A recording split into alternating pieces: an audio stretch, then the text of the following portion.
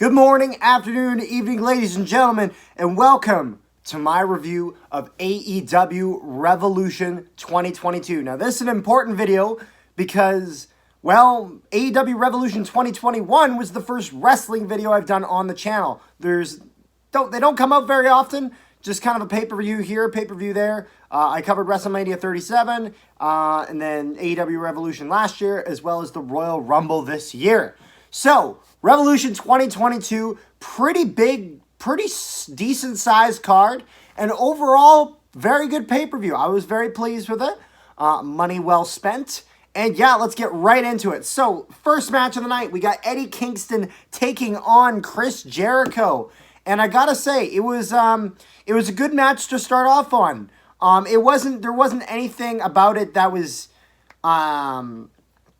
it really stood out too much. I guess it's still kind of crazy to me at 51 years old that Jericho is still doing like some of the more acrobatic sort of things. And what I mean by that is like he's still doing a Hurricane Rana. He can still do that moonsault. You know, at 51 years old, that's pretty damn impressive. And I guess it just really shows you how much of a veteran this guy is in the ring and how, he tries to keep himself in shape and do all this and that. And you know what? All things considered, solid match. Eddie Kingston would win this match by submission. And the second he got in that hold and he started doing the wrench, and then he'd ease off and then he'd wrench it again, I kind of knew that was going to be it. And I was like, it's going to go one time and he's just going to tap. So, solid first match of the night. Next match we got a three-way tag team match for the AEW tag titles. The Young Bucks versus Red Dragon versus Jurassic Express.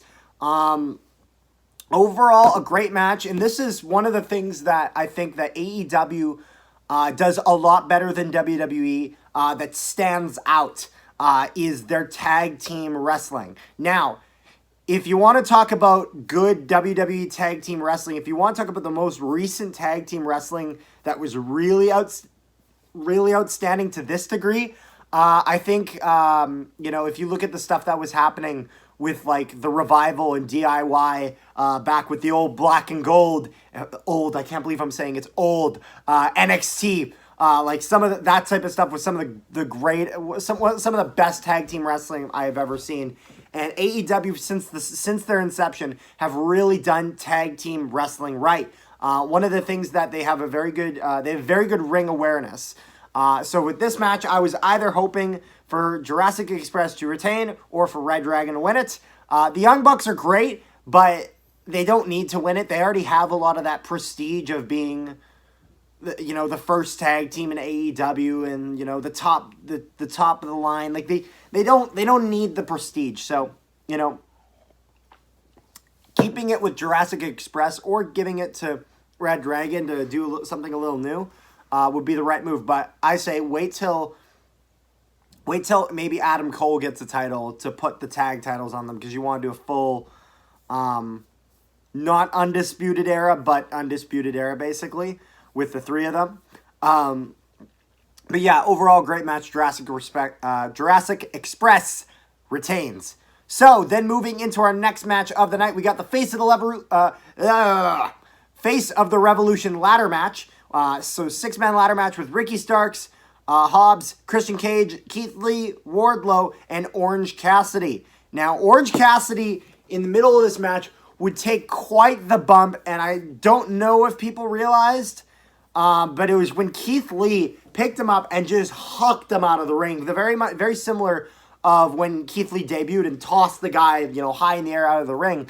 And the issue wasn't the toss. The issue is that the wrestlers on the outside, as much as they're throwing it into a crowd of wrestlers and that takes them all out, you kind of, if you're the wrestler getting hit by a flying person, your job, in a sense, is to kind of catch them on their way down to prevent them from really injuring themselves. And they kind of get a piece of them, but Orange Cassidy's back slams right on the ramp, and it looked painful. And you actually wouldn't see him wrestle for the rest of the match, which, there wasn't that much time left in the match, so I wouldn't be surprised if he just didn't have any more planned spots left in the match, or if it was one of those things where it's there's not that much time left in the match, so there's no need to put him in more danger. let him take a little bit of time there. Overall, was a really great match. Ricky Starks looked like he took a painful lands awkwardly on a power bomb. Basically, there was a ladder in the center of the ring and a ladder bridge between the ropes and the ladder in the center. And he landed not on his back as they usually do, because normally they land on their back and they bounce up a little bit, just because of the ropes there and whatever. But he landed seemingly with the bar right on the line of his neck, so that looked painful.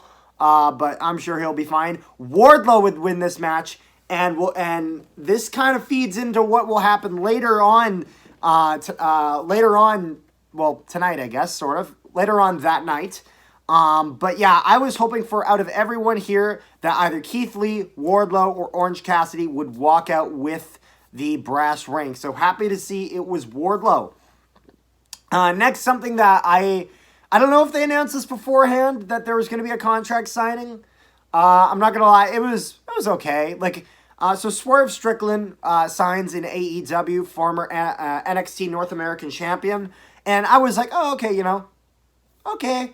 Now, I don't like the idea of them saying, we're going to have a contract sign. That's just, I never understood it I understand it in the sense of, oh, that's going to make people want to buy the pay-per-view, but it's like, how much of a money difference is that going to make?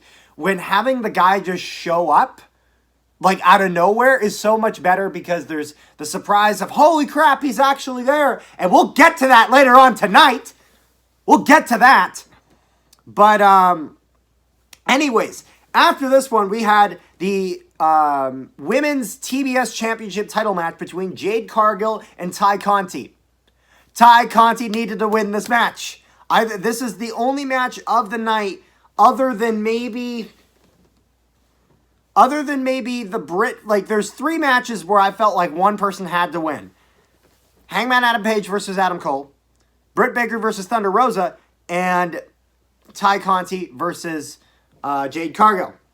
I understand she's got that undefeated streak, but Ty Conti has had some really good matches and all that on Dynamite and on Rampage and all this and that. I've been really impressed with her. And she got a shot at Britt Baker's AEW World title, and I understand why they didn't give it up. They wanted to give a longer reign. And I guess I understand this one was want to give her a longer reign, but it just kind of felt like she didn't achieve the high bar, so they gave her the next best option. And so I was really hoping she would win that. Unfortunately, the match was a little bit underwhelming. I feel like this match needed a bit of a stipulation to it to make it a little bit more interesting, just because unlike some of these matches that had a lot of heat going into it, even the Jericho Kingston feud had quite a bit of heat going into this. The MJF Punk feud had a fuckload of heat going into this. And then the Moxley and Brian Danielson feud had a lot going into this. There was a lot of stuff to build off of. And even the Britt Baker Thunder Rosa. I mean, Thunder Rosa has been Britt Baker's, number one enemy. So there was a lot of feuding going on into it. And I didn't see as much of that with the Jade Cargill and Ty Conti. So I really felt like they needed more to bring to this match, which is why I would have preferred that this match was either be a triple threat to make the dynamic of the match different, or for them to have added an extra stipulation to the match that at least was on brand with what they had, even though what they had was not a ton.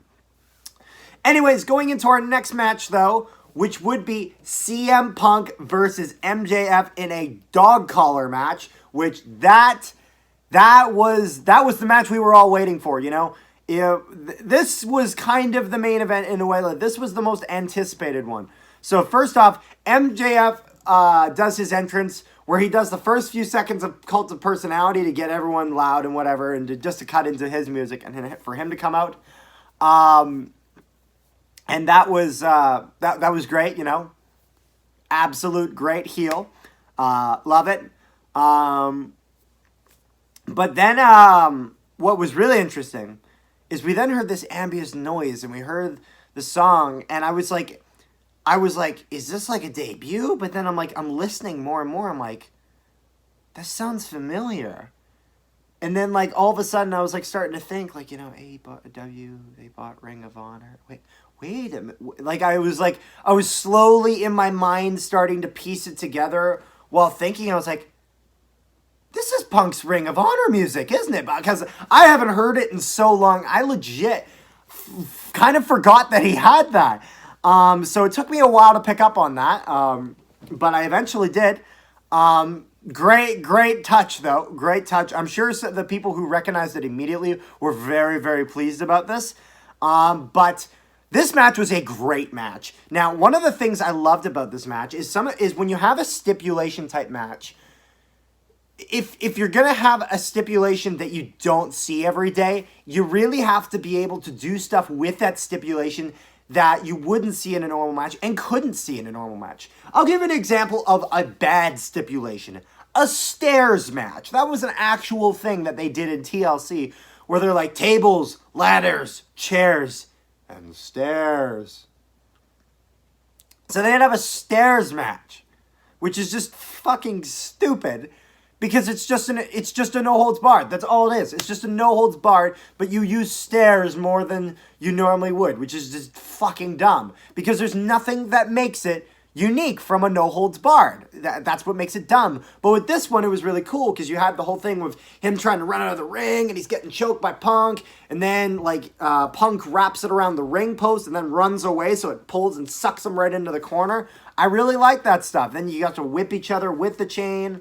There was a whole thing of the chain coming off of MJF. Both of them were, CM Punk was bleeding a lot. He had basically busted open, MJF had busted open the stitched up part of Punk's head from, I think it was just this past week where he got really busted open. And then eventually this match I thought was great already. MJF gets on the mic and he's just adding just gas on the fire to this feud. Awesome stuff. Where he's mad at CM Punk, CM Punk, why did you you let me down? You betrayed me. You do this and that. You let me down when I was just that child watching you. All this that. It was great shit. So he told him to apologize, said he quits, and all this. And then the greatest lull response from CM Punk, eat shit, Max. Great shit. And then they move forward, and then all of a sudden, I wasn't expecting this. We got thumbtacks! Because, fuck it. Why not? Thumbtacks. So, Extreme Wrestling, we already have the dog collar. The guy's bleeding out of his head all over the mat. Thumbtacks is exactly what we need to take this match up to the next level. Did some good dancing around the thumbtacks until both of them ended up falling in it. And then Wardlow comes out. And at first, everyone, I was listening to JR and Shivani, and they're like, oh, he's going to help MJF cheat the victory on this one. I was like, and I was looking, I was like, are we finally going to see the Wardlow face turn? Because when MJF was hitting him the other time and Wardlow was getting all pissed off, and Ricky Starks had to, break that up and this and that. It was like, okay, we got something here, and we were all wondering when that was gonna change. And today it changed. He comes, MJF is asking for the ring. I don't know where it is. He goes back, and then Punk looks over at him. Oh, I guess it was right here. Pulls it out. Punk gets the ring to attack with Max. Wardlow face turn. Yes, also known as, do I think we're going to be getting an MJF Wardlow feud coming up next or soon? Actually, correction. What's probably going to happen is we're probably going to have Wardlow go for the TNT championship soon. I think he might win it. I think he maybe wins that. And then he would feud with MJF. Or in his chance to get the TNT championship from Sammy Guevara, he will then lose because MJF is going to screw him over, and then you're going to have a Wardlow MJF feud. Either way it goes, that will be great. Britt Baker versus Thunder Rosa. Overall, was an okay match. Sadly, I actually was very distracted during this match because the New York Rangers and Winnipeg Jets played today. Zach had to do a video on that.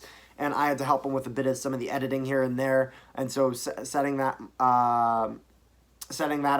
Overall, solid match. There wasn't anything that really stuck out.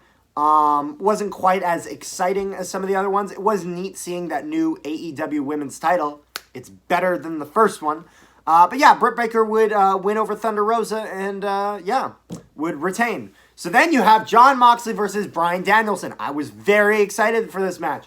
So for the first long while of this match, because this was quite a decent-sized match, great technical wrestling. It was almost something like I'm watching this and it felt like I was really watching New Japan.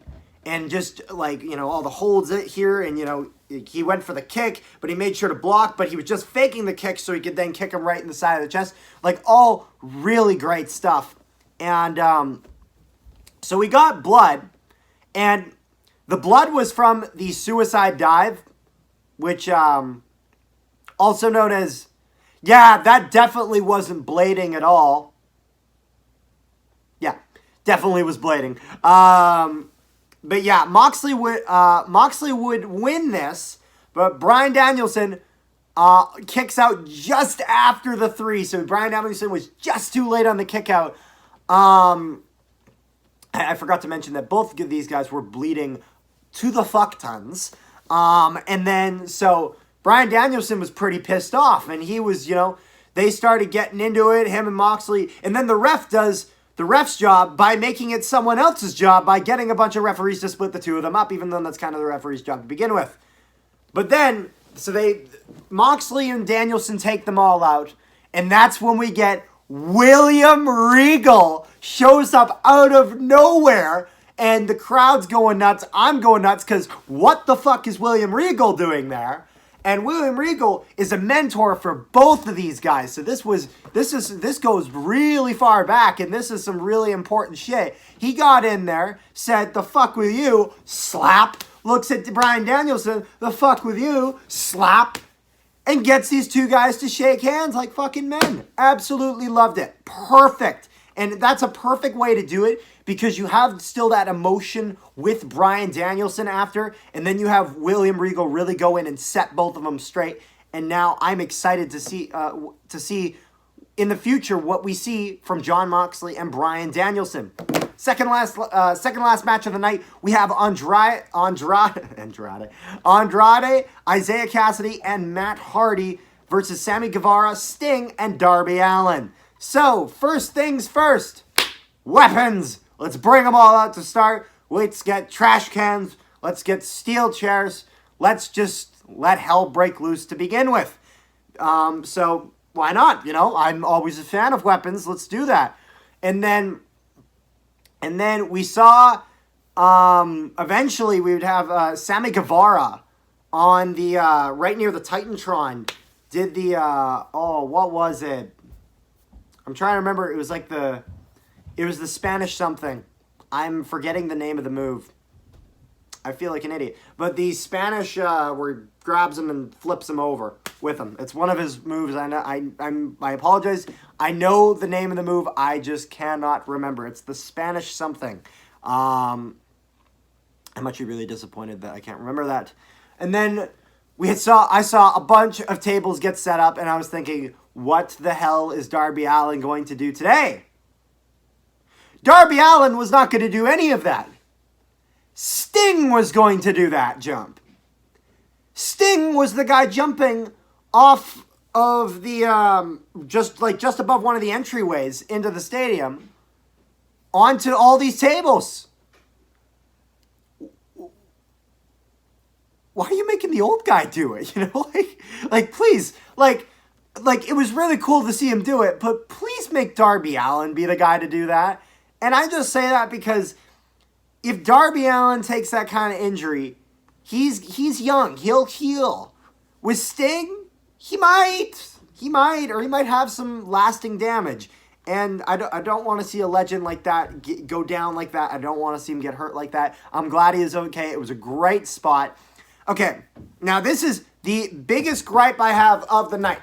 So, AEW Revolution 2021 has a big botch. And this one this year has a big botch. Now, last year's botch was so big it might be the biggest botch in pro wrestling history, with the exploding barbed death match, whatever the hell you call it. The exploding ring barbed wire death match thing, exploding C4 barbed wire. Yeah. Well, basically, the ring was supposed to explode at the end of the match, and all we saw was a children's birthday cake, sparklers, with the Eddie Kingston and John Moxley completely selling the full nuke. And then this year, Darby Allin is going for the coffin drop to end the match. He completely misses him, but still pins him. 1, 2, 3. That's end of the match, and I was disappointed. And I wasn't disappointed because I thought that would be a bad finish, a coffin drop and a pin. But it's like, if you screw it up, then instead of selling the clear screw up, then clearly say like, oh yeah, he missed it. He didn't quite get him. And he gets out, and you continue the match for another 30 seconds, find another opportunity to do the spot again, and you can do it. Because that spot is a very simple spot. It's not very sophisticated to where if you did it a second time, it was obvious that you just fucked it up the first time, so you have to do it again. With this, it's something where you could actually realistically see him missing that because he's quite far away. So if you redid the spot and worked around with it a little bit, you could make it actually look passable. So disappointed with the finish of that match, but the match was really good with the exception of that. And then we got the main event, Adam Page versus Adam Cole. So, Adam Page has to retain. I'm sorry, I like Adam Cole too. We always like the baby. But, Adam Page had to win. You know what? We needed cowboy shit to win, and cowboy shit won. So, Adam Cole came out looking like Master Chief from Halo. It was clearly what his ring gear was inspired off of. I never played it. I never owned Halo, I should say. I have played Halo, but I love it when wrestlers with their ring gear pay homage to something. So I respect it a lot. Really liked it. So this is something that Zach pointed out, and I can definitely understand this, but there's this very weird gray area in wrestling between, like in a normal match, between legal and not legal. For example, you can throw someone through a table. Legal. If you hit someone with the table, illegal. If you whip someone with a belt, legal. If you tie them up somewhere in the belt so they're completely fucking defenseless and wail on them for 40 seconds, completely legal. So, just saying, I know it's legal, but it's kind of a gray area. Also, the fact that Adam Page tied up Cole and started beating the hell out of him like that, not a very face-like thing to do, but I was okay with it. I just thought it was really interesting. Adam Cole, I believe, took the apron powerbomb, unless it was Adam Page who took it. It was Adam. Adam took the apron powerbomb. Ouch. Canadian Destroyers aplenty. Red Dragon would come out. Yes, it was nice to see them distracting the referee, as the referee seems to be so easily distracted in AEW, where you can just have a little fly swatter right behind them in front of their face, and they couldn't see anything in front of them anymore. You know, they basically took the NHL refs and put them in AEW. Dark Order was like, fuck you, Red Dragon, not on my watch. You are not going to screw with this match.